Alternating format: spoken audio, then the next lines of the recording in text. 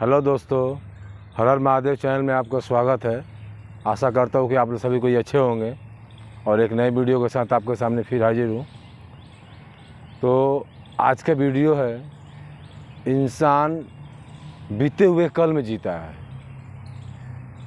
इंसान बीते हुए कल में जीता है और अपने ही गलतियों को माफ़ करना नहीं सीखता है। मैं ऐसा क्यों बोल रहा हूँ? जब भी कोई घटना घट जाता है घर में या अपने खुद के साथ, तो हम उस घटने को याद करके ही जीना शुरू कर देते हैं। हालांकि ये सही नहीं है।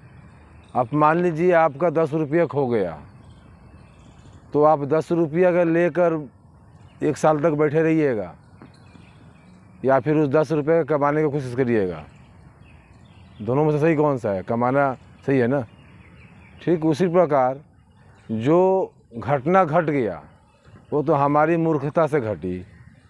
अब जिस घटना को बीतने पर हम याद करके जी रहे हैं वो टाइम ख़राब के हिसाब से ही होता है, उसमें अपना टाइम ही ख़राब होता है।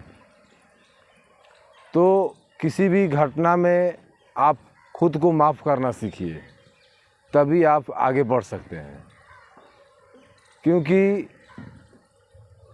कोई भी आदमी जब भक्ति के रास्ते पे चलता है तो दिमाग में अलग अलग ख्याल आता है कि प्रभु हमें स्वीकार किए हैं कि नहीं, मैं प्रभु का हुआ हूँ कि नहीं। ये आपस में मंथन होते रहता है, लेकिन ऐसा नहीं है। प्रभु आपको हमेशा स्वीकार किए हैं। अब देखना ये है कि आप प्रभु पर कितना विश्वास रखते हो। यदि प्रभु आपको ऊपर चिंतन नहीं करते तो आप सांस भी नहीं ले सकते थे। जो भी आदमी जिस देवता को मानता है, आप यदि माता जी को मानते हो तो आप वैष्णो माता चले गए, वो माता जी की कृपा ही है। वो आपके विषय में सोच रही हैं तभी आप वहाँ तक पहुँच पाए। यदि आप कृष्ण भगवान के भक्त हो तो आप मथुरा पहुँच गए तो उनका ही मतलब बुलाने का एक जरिया होता है। वो आपके विषय में चिंता करते हैं अपने भक्तों के विषय में। तो आपका जो भक्ति का भाव है वो बहुत मजबूत होना चाहिए, इतना मजबूत कि किसी हाल में टूटे नहीं। एक भक्त और एक देवता का जो होता है ना, बहुत अटूट प्रेम होना चाहिए। हम जब किसी मेले में जाते हैं तो अपने पिताजी का हाथ पकड़े रहते हैं। क्यों पकड़े रहते हैं? क्योंकि हमें विश्वास है कि माहौल जैसा भी आ जाए, कैसी विपत्ति आ जाए, यही वो उंगली है जिसको हम पकड़ कर चलेंगे तो सही जगह पर पहुंचेंगे। क्योंकि सब दुनिया धोखा दे देगा मगर हमारे पिताजी हमको धोखा नहीं देंगे, ये विपत्ति में छोड़ेंगे नहीं। लेकिन हम भक्ति के मामले में उल्टा कर देते हैं।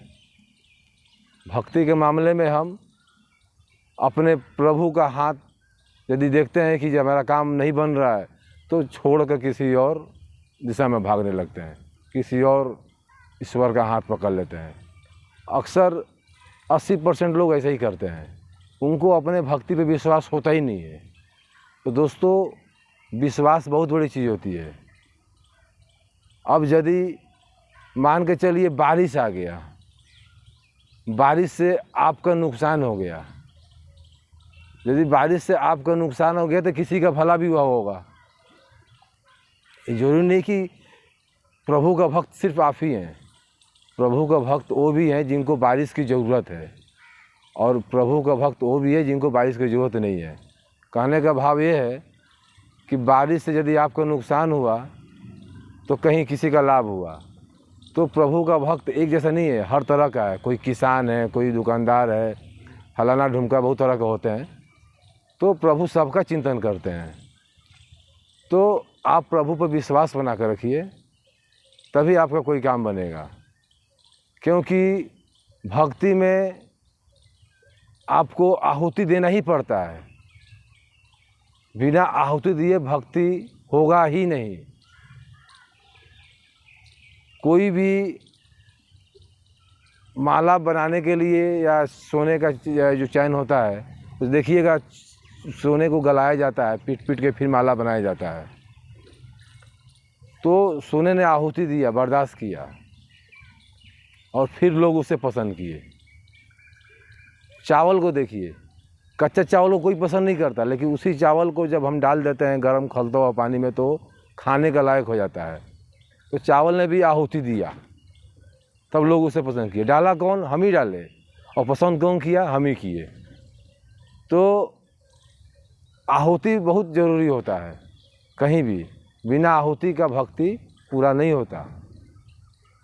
तो भक्ति पर कभी शंका न करें, भक्ति पूरे श्रद्धा से करें और आप जिस देवी देवता को मानते हैं उन पर विश्वास रखें, वो आपका साथ कभी नहीं छोड़ते हैं।